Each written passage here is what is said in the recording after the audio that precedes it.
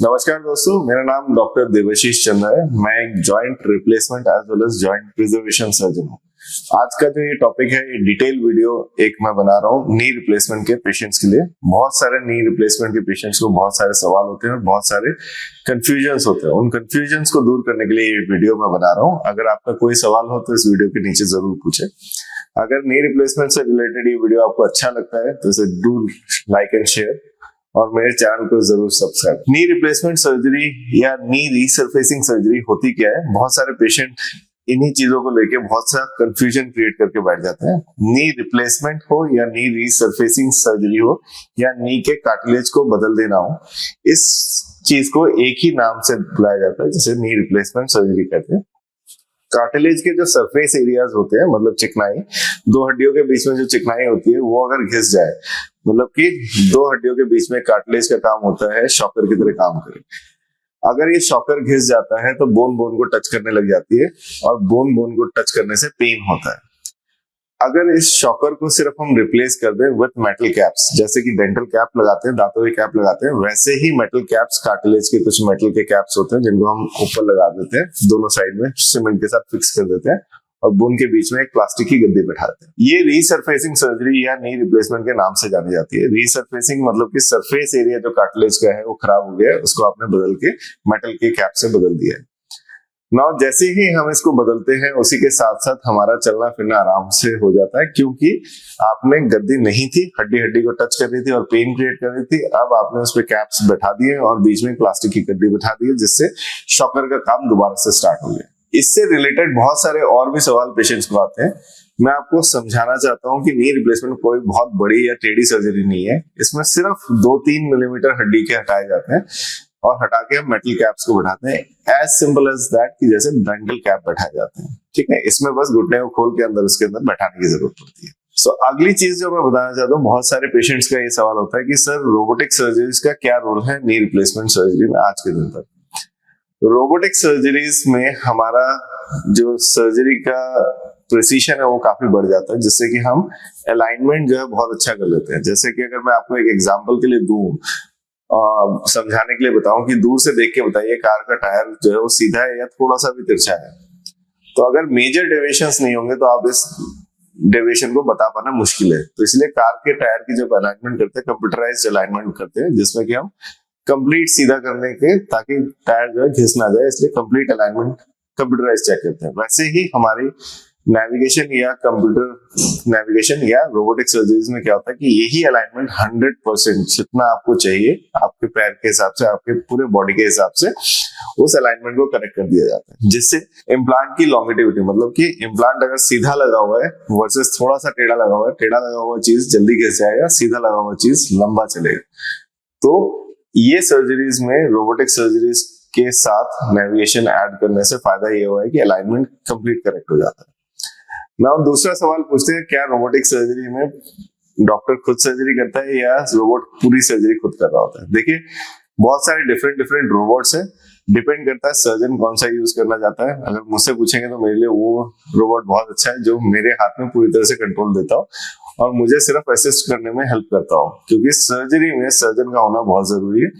तो surgical cuts को लेने के लिए सर्जन, बहुत सारे रोबोट्स ऐसे हैं जिसमें कि रोबोटिक सॉ जो है वो सर्जन के हाथ में रहती है, और बहुत सारे ऐसे रोबोट्स हैं जिसमें कि पूरा सॉ आपके हाथ में रहता है, सिर्फ अलाइनमेंट के जिग्स को वो रोबोट आके ऐड कर देता है, जगह पे लगा देता है, ताकि एक्स्ट्रा बोन ना कट हो जाए। कुछ रोबोट ऐसे हैं जो कि इंडस्ट्रियल रोबोट्स हैं, जिनके अंदर डायरेक्टली सारा का सारा चीज सर्जन नहीं कर रहा होता, रोबोट ही कर रहा होता है। तो मुझे लगता है कि बीइंग ए सर्जन, बहुत सारी डेलिकेट चीजें होती है जिनको कि सर्जन अपने स्किल्स के साथ बहुत अच्छा अंडरस्टैंड करता है। तो मुझे लगता है किसी एंड पर रोबोटिक सर्जरीज में सर्जन का इन्वॉल्वमेंट ज्यादा होना बहुत जरूरी है। एज ऑफ नाउ मुझे जितना लगता है, मुझे लगता है कि रोबोटिक सर्जरीज अभी नई है और इनमें प्रिसीशन रेट बहुत अच्छा बढ़ जा रहा है। जिस भी तरह का आप रोबोट यूज करेंगे उससे अलाइनमेंट जो है वो परफेक्ट होगी, जिससे लॉन्गेटिविटी ऑफ इम्प्लांट बढ़ जाएगा। कुछ मिथ्स मैं रोबोटिक सर्जरी के बारे में हटा देता हूँ। लोगों को मैंने इनफैक्ट रोबोट के एड्स भी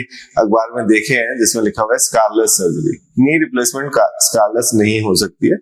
रोबोट के सर्जरी के बाद भी, क्योंकि कट लगा के नी के इम्प्लांट को अंदर पहुंचाने की जरूरत है। तो स्कारलेस नहीं है। हाँ, डेफिनेटली स्कार का साइज बहुत कम हो जाता है क्योंकि हमें एक्स्ट्रा ओपन नहीं करना पड़ता है। बट ट्रूली सेइंग, नेविगेशन जब से यूज कर रहे हैं, मतलब मैं जब से यूज कर रहा हूँ, तो स्कार का साइज बहुत रिड्यूस हो गया। स्कार ऑलमोस्ट नेग्लिजिबल साइज का हो गया।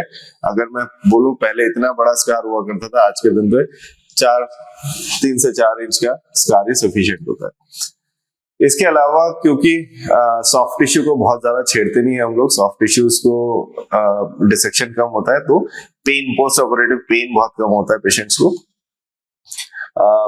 सर्जरी के बाद ऐसा नहीं है कि पेशेंट एकदम इमीडिएटली भागने लग जाएगा। हाँ, डेफिनेटली रोबोटिक सर्जरीज या प्रिसीजन सर्जरीज जो आजकल हम लोग कर रहे हैं, प्रिसीजन सर्जरीज इवन रोबोटिक आने से पहले ही, कि अगर आपकी सर्जरी स्किल्स बहुत अच्छी है तो आप सेम डे पे खड़े हो सकते हो वॉकर के साथ, नेक्स्ट डे आप चल सकते हो रूम के अंदर, और उसके अगले दिन आप डिस्चार्ज कर सकते हो। मतलब दूसरे दिन तक हम लोग डिस्चार्ज कर रहे हैं। और मेरा जो पर्सनल लास्ट 4-5 साल का एक्सपीरियंस है, उसमें ऑलमोस्ट 90-95% पेशेंट हम लोग अगले दिन डिस्चार्ज कर रहे हैं। अगर मेडिकल कोमॉर्बिडिटीज, मतलब कि कोई मेडिकल इश्यू ना हो, तो दूसरे दिन पे पेशेंट घर जा सकते हैं, चौथे 5वें दिन पे अपनी चाय खुद बना के पी सकते हैं, और करीब करीब 15 दिन पर अपनी नॉर्मल एक्टिविटीज पे वापस जा सकते हैं।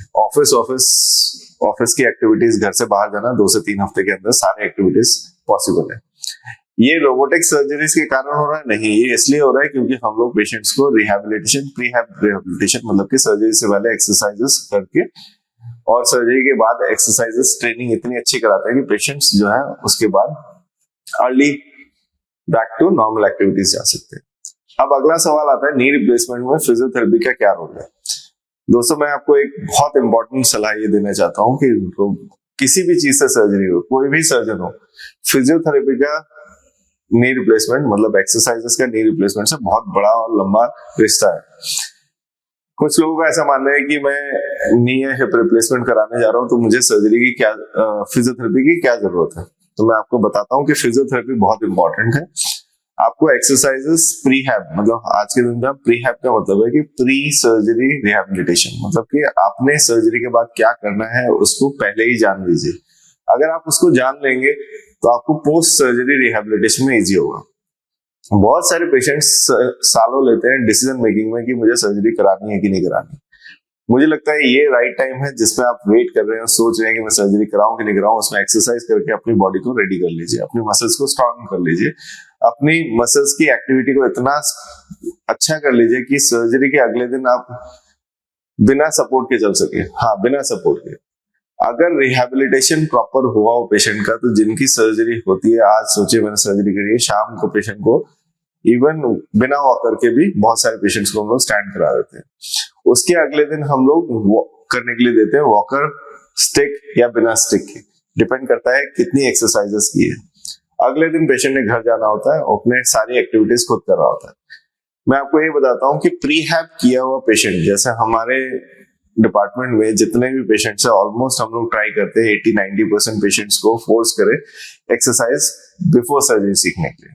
ठीक है, तो बिफोर सर्जरी सीखने के कारण फायदा ये होता है कि वो लोग अपने घर में जाके तीसरे, चौथे, 5वें दिन तक अपनी चाय खुद बनाते हैं, अपना खाना खुद बनाना है, खुद लेके खाना, अपने बाथरूम की एक्टिविटीज को स्मूथ करना, और विद इन 15 डेज अपने घर के काम पे लग जाते हैं। एक्सरसाइज कितनी करनी है? आधा घंटे से ज्यादा 20 मिनट आपको एक्सरसाइज करनी है। ये एक्सरसाइजेस पहले सीखना जरूरी इसलिए है क्योंकि अगर आप पहले सीखेंगे तो इसको कर अच्छे से पाएंगे। सर्जरी के बाद अचानक से आपको ये बर्डन नहीं लगेगा। बहुत सारे मिथ है। कुछ लोग कहते हैं कि रोबोटिक सर्जरी के बाद एक्सरसाइजेस की कोई जरूरत नहीं है। मैं उसको भी हटा देता हूँ दिमाग से आपके। देखिए, अगर आपने सर्जरी कराई है और आपको 100% रिजल्ट चाहिए, 100% रिजल्ट का मतलब है आप चौकड़ी मार के नीचे बैठना चाहते हैं, स्क्वाटिंग करना चाहते हैं, रनिंग करना चाहते हैं, जॉगिंग करना चाहते हैं, आप दौड़कर पब्लिक ट्रांसपोर्ट पकड़ना चाहते हैं, ट्रेन या बस पकड़ना चाहते हैं, आप पहाड़ों पे ट्रैकिंग करना चाहते हैं, आप स्विमिंग करना चाहते हैं, आप कहीं पे बेखौफ जाना चाहते हैं, सारी एक्टिविटीज करना चाहते हैं, जिम में इवन पेशेंट घुटनों के बल लटक भी सकते हैं अगर नी रिप्लेसमेंट कराइए। तो ये सारी एक्टिविटीज तभी आप कर पाओगे जब आप एक्सरसाइजेस अच्छे से करोगे। अब अगर आप एक्सरसाइज नहीं करोगे, डेफिनेटली नी रिप्लेसमेंट के बाद आपका पेन चला जाएगा, जितना आपका पहले पेन था वो पूरा चला जाएगा। वो मैं 100% मानता हूँ कि हाँ आप कर पाओगे, सारी एक्टिविटीज कर पाओगे। बट अगर आप देखें, अगर मैं अपने लास्ट 10 साल के रिजल्ट्स के बारे में बताता हूँ, जो पेशेंट्स बहुत अच्छा एक्सरसाइज करते हैं वो सुपर एक्टिविटीज कर पाते हैं, एथलेटिक एक्टिविटीज कर पाते हैं। जो लोग एक्सरसाइज नहीं करते, बहुत सारे पेशेंट ऐसे होते हैं जो एक्सरसाइज नहीं करना चाहते, उनकी लाइफ में एक्सरसाइज का कोई मीनिंग नहीं है, वो लोग भी पेन फ्री हो जाते हैं। तो नी रिप्लेसमेंट के बाद आप पेन फ्री तो हो जाओगे, बट अगर आप मोबिलिटी चाहते हो, आप चाहते हो कि मैं बहुत ज्यादा चीजें करूं जो मैं कर नहीं पा रहा था, जैसे मुझे लगता है कि नी रिप्लेसमेंट का मेन सर्जरी का कारण है टू चेंज आवर लाइफस्टाइल। मैं चल नहीं पाता हूँ, मैं घर में बैठा रहता हूँ, मैं एक्टिविटीज नहीं कर पाता हूँ, हायर एक्टिविटीज नहीं कर पाता हूँ, यही तो कारण था जिससे मैंने सर्जरी कराई। क्या सिर्फ घुटनों के दर्द के कारण सर्जरी कराई? हाँ, घुटनों का दर्द आपका नी रिप्लेसमेंट के बाद पूरी तरह चला जाएगा। अगर आप फिजियोथेरेपी नहीं भी करेंगे तो फायदा मिलेगा। मगर आप सोचिए, आपने लाइफ में एक टाइम एक सर्जरी कराई है, उसका 100% रिजल्ट लेंगे या 30-40% से ही खुशी रहना चाहते हैं? तो मुझे लगता है कि लाइफ में एक मौका मिला है तो हेल्दी एक्टिविटीज करने में कोई खराबी नहीं है। तो physiotherapy definitely yes, exercises are important और आज के दिन पे पेशेंट्स कर भी रहे। इसके अलावा एक और पेशेंट्स के दिमाग में सवाल होता है कि सर्जरी का इम्प्लांट कितने साल लास्ट करेगा। बहुत सारे पेशेंट ऐसे हैं जिन्होंने ये बात सोची है कि नी रिप्लेसमेंट के बाद इम्प्लांट 10 साल, 5 साल, 10 साल, 15 साल ही चलेगा। देखिए, मैं आपको इंटरनेशनल रिजल्ट्स बताता हूँ कि जो अच्छी कंपनीज के इम्प्लांट्स है, Johnson and Johnson, Zimmer, Stryker, उन लोगों के करीब करीब 30 से 35 साल के रिजल्ट्स, 90% सर्वाइवरशिप, मतलब कि 90% इम्प्लांट 30 से 35 साल चल रहा है। वो भी आज का डिजाइन नहीं, जो 30 साल पुराना डिजाइन था। सो इम्प्लांट्स लास्ट करेंगे, आपको इसके लिए घबराने की जरूरत नहीं है। मुझे लगता है कि लोगों को एक चीज समझना बहुत इंपॉर्टेंट है कि सर्जरी सही से होनी चाहिए। ठीक है, इम्प्लांट अच्छी क्वालिटी का लगना चाहिए, साथ में मेरी बोन क्वालिटी अगर अच्छी रहे। मतलब कि सोचिए कि मैंने एक लकड़ी में एक स्क्रू या पेचकस कसा है या एक हैंडल लगाया है, अगर मेरी लकड़ी ही नरम हो जाए तो इम्प्लांट बाहर निकल के आ सकता है। इसलिए बहुत इंपॉर्टेंट है कि मैं बोन्स को स्ट्रेंथ को बढ़ाने के लिए एक्सरसाइजेस और वॉकिंग या वेट ट्रेनिंग एक्सरसाइज करूं ताकि बोन्स हार्ड हो जाए। तो अगर आप ये सब करेंगे तो बेखौफ रहिए, 30 साल से 35 साल नी का इम्प्लांट रहने वाला है, क्योंकि आज का डिजाइन और आज की सर्जरी 30 साल से काफी ज्यादा रिफाइन और डिफाइन हो चुकी है। सो हिप रिप्लेसमेंट या नी रिप्लेसमेंट की लॉन्गेटिविटी के लिए घबराने की जरूरत नहीं है। 30 से 35 साल चलेंगे। जिनकी एज 55 साल या 60 साल हो चुकी है, मुझे लगता है कि उनको ये डिसीजन लेने के लिए सोचना नहीं चाहिए कि मुझे हिप रिप्लेसमेंट या नी रिप्लेसमेंट अभी कराऊं या और कुछ दिन रगड़ के कराऊं। मुझे लगता है कि आप फटाफट सर्जरी को कराएं और 30 साल तक बेखौफ इनके साथ अपनी लाइफ को फ्रीली जिए। इसके अलावा बहुत सारे और भी सवाल हैं जो मुझे लगता है कि पेशेंट्स के मैंने इस वीडियो में कवर नहीं किए। अगर आपको लगता है ऐसा कोई सवाल आपका है तो do ask, do like and share. And अगर आपको ये वीडियो अच्छा लग रहा है तो मेरे इस YouTube चैनल को जरूर सब्सक्राइब करें।